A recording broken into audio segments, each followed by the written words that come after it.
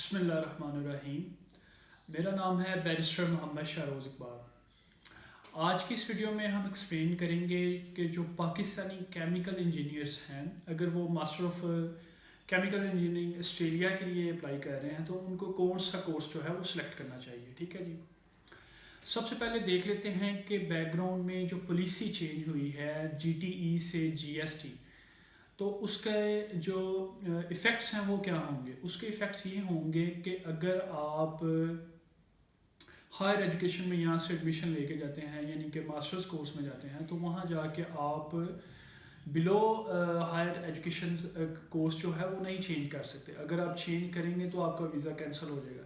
यानी कि अगर आप मास्टर्स कोर्स से डिप्लोमा कोर्स में जाते हैं या ग्रेजुएशन कोर्स में जाते हैं या ट्रेड कोर्स में जाते हैं तो आपका वीज़ा कैंसिल हो जाएगा। ठीक है जी। दूसरा, अगर आप स्टूडेंट वीज़ा पे हैं तो आप एक दफ़ा पोस्ट स्टडी वर्क वीज़ा पे आ गए हैं, यानी कि सब क्लास 485 पे आ गए हैं, तो आप दोबारा स्टूडेंट वीज़ा पे कन्वर्ट नहीं कर सकते। ठीक है जी। तीसरा ये है कि आप अब जो जीटीई था, पहले ये होता था कि वो देखते थे कि ये टेम्परेरी स्टूडेंट होगा, यानी कि टेम्परेरी स्टे करेगा और वापस अपनी कंट्री में जाएगा। लेकिन अब जो जीएसटी है उसका ये है कि ये जिस कोर्स में आ रहा है, चाहे वो कोर्स जो है वो पीआर को लीड कर रहा है, ऑस्ट्रेलियन पीआर को, इट डजेंट मैटर। लेकिन वो बंदा जो स्टूडेंट है, वो एप्लीकेंट जो है वो जेन्युइन स्टूडेंट होना चाहिए। वो उस जिस कोर्स में उसने एडमिशन लिया है उस कोर्स को वो कंप्लीट करेगा। ठीक है जी। तो अब आ जाते हैं कि जो बैचलर ऑफ केमिकल इंजीनियरिंग जिन्होंने की है, तो उन्होंने इस पॉलिसी को ज़ेर नज़र रखते हुए किस कोर्स में उनको इनरोलमेंट करवाना चाहिए। ठीक है जी। अब सबसे पहले तो आपने देखना है कि जो ऑस्ट्रेलिया में इमिग्रेशन असेसिंग अथॉरिटी है वो है इंजीनियर्स ऑस्ट्रेलिया। आपका जो कोर्स है वो इंजीनियर्स ऑस्ट्रेलिया से फुली एक्रेडिटेड होना चाहिए, ना ही प्रोविजनल होना चाहिए और ना ही नॉन एक्रेडिटेड कोर्स होना चाहिए। ठीक है जी। अगर आप नॉन एक्रेडिटेड कोर्स करते हैं या प्रोविजनल एक्रेडिटेड कोर्स करते हैं तो आपकी जो इमिग्रेशन असेसमेंट पाथवे होगा उसमें वो आपकी पाथवे डिफरेंट होगा। वो ऑस्ट्रेलियन क्वालिफिकेशन बेस्ड पाथवे नहीं होगा। ऑस्ट्रेलियन क्वालिफिकेशन बेस्ड वो होगा जब आपने फुली एक्रेडिटेड कोर्स किया होगा इंजीनियर्स ऑस्ट्रेलिया से, जो फुली एक्रेडिटेड कोर्स होगा। ठीक है। अगर आपने नॉन एक्रेडिटेड या प्रोविजनल एक्रेडिटेड कोर्स किया होगा इंजीनियर्स ऑस्ट्रेलिया से, तो फिर आप की जो इमिग्रेशन असेसमेंट पाथवे रूट होगा वो होगा competency demonstration report assessment pathway route, जिसमें वो आपकी परसेंटेज भी देखेंगे और आपका सब्सटेंशियल वर्क एक्सपीरियंस भी देखेंगे। ठीक है जी। अगर ये दोनों क्लियर नहीं होंगे तो आपकी इमिग्रेशन असेसमेंट क्लियर नहीं होगी। ठीक है जी।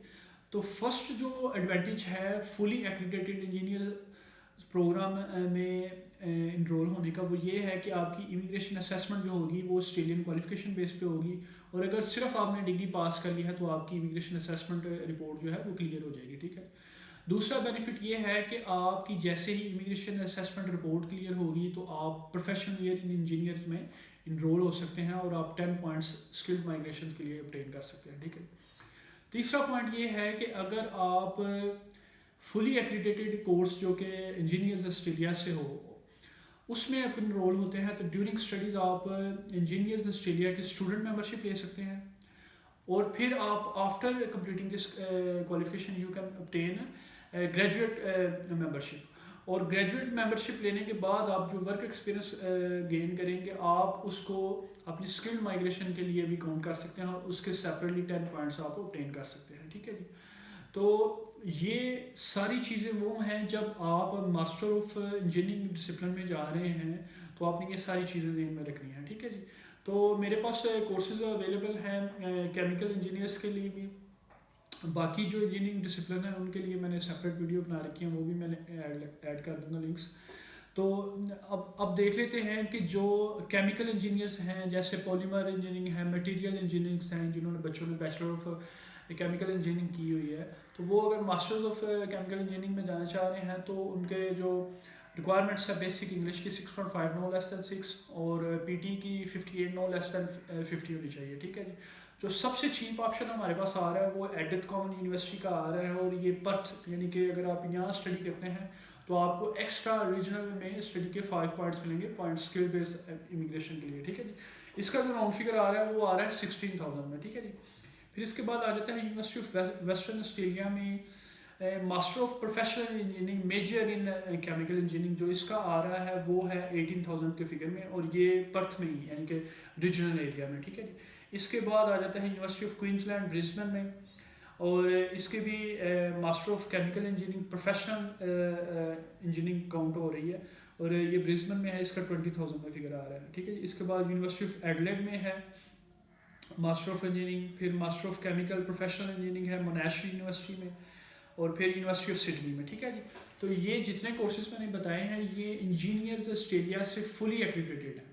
अगर आप इनमें इनरोल होते हैं तो आपकी इमिग्रेशन असेसमेंट आसानी से होगी, आप प्रोफेशनली ईयर इंजीनियर्स में आसानी से इनरोल कर सकते हैं।